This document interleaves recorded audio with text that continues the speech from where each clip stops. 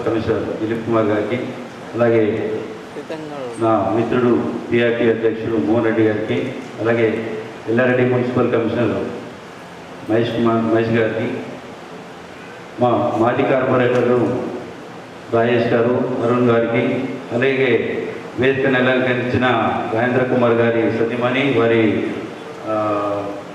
కుటుంబ సభ్యులు, అలాగే శ్యామ్ కుమార్ గారి సతీమణి, వారి కుటుంబ సభ్యులందరికీ, మున్సిపల్ అధికారులు, ముడా అధికారులు, వారి బంధుమిత్రులు అందరికీ, పత్రికేయ మిత్రులందరికీ నమస్కారాలు తెలియజేస్తూ, ఈరోజు నిజామాబాద్ నగరపాలక సంస్థ మరియు నిజామాబాద్ అర్బన్ అథారిటీ సంస్థ మాతృమూర్తులు ఇద్దరు కుమారుల సర్వీసులను కోల్పోతుంది. ఎందుకంటే రాజేంద్ర కుమార్ గారు, అలాగే శ్యామ్ కుమార్ గారు ఇద్దరు కుమారులే.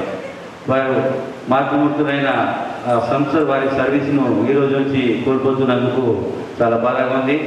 నేను అతి తక్కువ కాలంలోనే నుడా చైర్మన్ అయినాక నాకు శ్యామ్ కుమార్ గారు కానీ, డీసీ గారు రాజేంద్ర కుమార్ గారు కానీ మంచి మిత్రులుగా నాకు నుడా నడిపించడంలో కానీ, మున్సిపల్ కార్యక్రమాలు చేపట్టడంలో కానీ వారి సలహాలు సూచనలు చాలా తోడ్పడ్డాయి. వారి ఇద్దరికీ నేను ధన్యవాదాలు తెలియజేస్తున్నాను.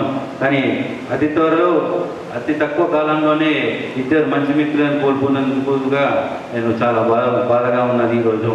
ఎందుకంటే వారి ఇద్దరు అపరిచానికులు. డీసీ గారు అయితే నవ్వుతూనే ట్యాక్స్ కలెక్షన్ చేసేవారు.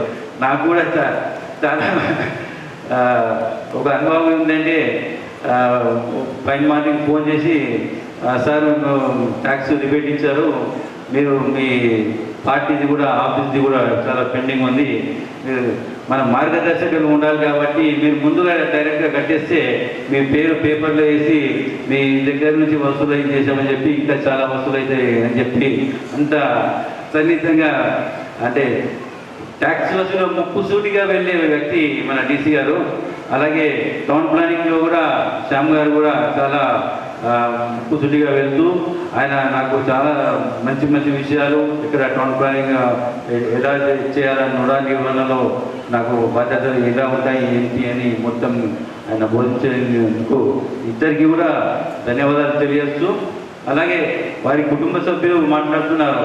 అంటే ఒక తల్లిదండ్రులు ఏదైతే ఉద్యోగాలు అనే విషయంలో వారు బయటకు వెళ్తే వారి పిల్లలు ఎంత వారి సాన్నిధ్యాన్ని కోల్పోతారో వారి పిల్లల మాటల్లో తెలియజేయడం జరిగింది.